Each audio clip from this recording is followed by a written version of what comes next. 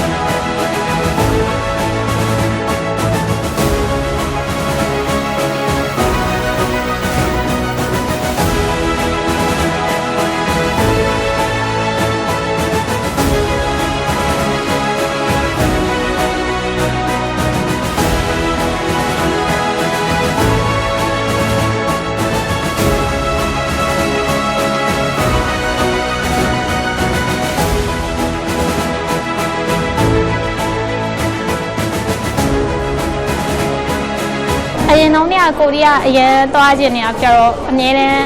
သွားပြီးအဲ့မှာလည်းလေ့လာခြင်းနေရပေါ့နော်ပြတော့ဒီမျိုးပထမရမယ်လို့လည်းတစ်ခါမှမမှန်ထားဘူးဒါပေမဲ့ဒုတိယလောက်တတိယလောက်ရရင်ပဲကျင်းနေပြီဆိုပြီးတော့လာပြိုင်တာဆိုတော့အခုယုံတော့မယုံနိုင်သေးဘူးတကယ်ကို8လ9လပိုင်းကျရင်သွားရမယ်ဆိုတော့အဲ့တော့နောက်နှစ်ပြိုင်မဲ့တခြားလူတွေလည်း fighting မှာလို့စာလုံးရင်ဖြစ်နိုင်ပါတယ်လို့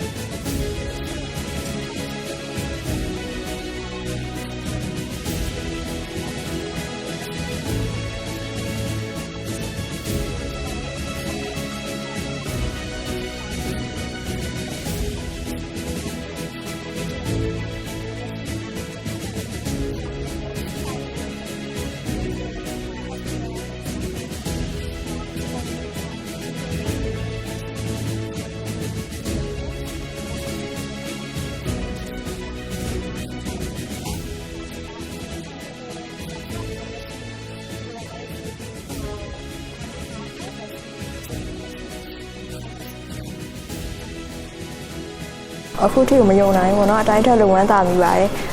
ရက်စီရပါမလို့တကယ်မထင်တာအခုလိုရတော့အရင်ဝမ်းသာနေပြီပေါ့နော်တချို့မိဖို့တွေကတော့ညီမသိထားတဲ့နေရာဆိုတော့ဘယ်လိုခံစားမလဲတချို့တွေတချို့ဟာတွေကျတော့အရင်ခက်တဲ့ဟာတွေပါတယ်ပေါ့နော်ခက်တဲ့ဟာတွေကပုံများတာပေါ့ဒီလိုမျိုးဆိုညီမမသိတဲ့ culture ဘိုင်းနဲ့ K-pop ဘိုင်းနဲ့ဆိုလို့ရှိရင်အများကြီးသိရတယ်ပေါ့နော်ကိုရီးယားဆိုတဲ့ပတ်သက်ပို့ပြီးတော့ညီမလေးလာထားတဲ့ပို့ပြီးတော့အများကြီးသိရတယ်ပေါ့နော်ဒီကနေမတင်ငယ်ကြီးတွေနဲ့လည်းပြန်ပြီးတွေ့ဆုံနေရတဲ့အကြောင်းမို့လို့ညီမတို့တော့ကောင်းတဲ့တွေ့ကြုံတစ်ခုပါရှင်ပြန်တဲ့အချိန်မှာတော့အရင်စိတ်လှုပ်ရှားတော့ပေါ့နော်အခြေမေးတာတို့စလုံးပေါင်းတဲ့ခါမှာလည်းမှားမှကြောက်တော့တေချာပြန်စီတဲ့အဲ့လိုမျိုးခက်ခဲရရှိရရှင်အတိုင်းမသိဝမ်းတော့ဝမ်းမြောက်ဖြစ်ရပါတယ်ရှင်အစကတော့ဝင်ပြိုင်နေဆိုပေမဲ့လေမိကုန်းတွေကခတ်ပြီးတော့အရန်ကိုထူးချွန်တဲ့သူတွေလည်းပါတဲ့အတွက်ကြောင့်မို့လို့ဒီဆုရဖို့မမျှော်လင့်ခဲ့ပါဘူးเนาะဒါပေမဲ့တဖြည်းဖြည်းနဲ့အမှတ်များလာပြီးတော့တတိယဆုထိရရှိရတဲ့အရန်ကိုဝမ်းမြောက်မိပါတယ်စကားရေးတောင်မပြီးတော့ပန်သိတဲ့တချို့အရာတွေတော့ရှိတာပေါ့เนาะဒါပေမဲ့တချို့အရာတွေကကြတော့ခက်ခဲပါတယ်ဥပမာအားဖြင့်ဒီဂျုံကျိုဆိုတဲ့မင်းကြီးပေါ့เนาะနှစ်ချိုက်စွာစသုံးခဲ့တဲ့သူရဲ့အာဟာရဒီစံပြုတ်ဆိုရင်ဘာတွေထည့်ထားလဲပေါ့เนาะအဲ့လိုမျိုးကိုနေဆိုရင်မသိဘူးပေါ့နော်အဲ့လိုမျိုးဆိုရင်တော့မှားပါတယ်ရှင်ဒီ quiz on Korea မှာဝင်ပြိုင်တဲ့အတွက်ကြောင့်ပေါ့နော်ဒီငကိုကလေးကလည်းသိခဲ့တဲ့ယဉ်ကျေးမှုတွေကိုထပ်မံပြီးတော့လေ့လာခွင့်ရခဲ့တယ်နောက်ပြီးတော့မသိခဲ့တဲ့ဟာတွေလည်းပို့ပြီးတော့လေ့လာစိတ်ပူးခဲ့ရပါတယ်ရှင်ဒီပြိုင်ပွဲဝင်ပြိုင်တော့လည်းမသိတာတွေထပ်ပြီးတော့သိရပါတယ်ရှင်ဟုတ်ဘုဟုတ္တရတွေလည်းအများကြီးရပါတယ်ဟုတ်ကဲ့အခဲရတော့မရှိပါဘူးဒါပေမဲ့ကိုရီးယားယဉ်ကျေးမှုကလည်းကျယ်ပြန့်တယ်လေပြီးတော့သူတို့မှာသူတို့ UNESCO ဝင်တဲ့အရာတွေလည်းအများများတဲ့အတွက်ကြောင့်မို့လို့ဒီယဉ်ကျေးမှုပစ္စည်းတွေကိုလေ့လာတာတွေသူတို့ရဲ့ဘုဟုသူတို့နိုင်ငံတမိုင်းကြောင်းပေါ့နော်လေးလာတာတွေတော့အများကြီးလုပ်ခဲ့ရပါတယ်ရှင်ဟုတ်ကဲ့မထင်ထားဘဲနဲ့ဒီလိုစုရရှိခဲ့တဲ့အတွက်ကြောင့်မို့လို့အလွန်ပီတိဖြစ်တယ်ပေါ့နော်ကိုလည်းကျေနပ်မိပါတယ်ဒီအစင်းတရခဲ့ရင်တော့ကိုရက်သွားမှာပေါ့နော်ဒါပေမဲ့တင်းနဲ့မရခဲ့ပေမဲ့လည်း3ရခဲ့အတွက်အရန်ကိုဝန်တာဝန်မြောက်ဖြစ်ရပါတယ်လို့တင်းနဲ့ရသွားတဲ့လူကိုလည်းခုံပြရတယ်ဒီလိုပွဲစီစဉ်ပေးတော့လည်းကျေးဇူးတင်ပါတယ်သူပြောချင်ပါတယ်ရှင်အားလုံးပဲမင်္ဂလာပါညီမနာမည်ရှုံးလဲပြည်စုံကျော်ဖြစ်ပါတယ်ဒီခွစ်ဆွန်ကိုရီးယားပွဲကတော့2012ခုနှစ်ကနေစပြီးတော့တောင်ကိုရီးယားနိုင်ငံခြားရေးဝန်ကြီးဌာနနဲ့KBS ရုပ်သံလိုင်းတို့ပူးပေါင်းပြီးတော့ကျင်းပတဲ့television game show တစ်ခုဖြစ်ပါတယ်ဒီ game show ရဲ့အဓိကရည်ရွယ်ချက်ကတော့ညီမတို့ကမ္ဘာသွမ်းမှာလူသိများတဲ့ Hallyu Wave တနည်းအားဖြင့်ပြောရလို့ရှိရင်တော့ Korean Wave ကိုလူတွေပို့ပြီးတော့သိလာအောင်နားလည်လာအောင်ကျင်းပတဲ့ပွဲပဲဖြစ်ပါတယ်ညီမတို့မြန်မာနိုင်ငံအနေနဲ့တော့2014-2015မှာ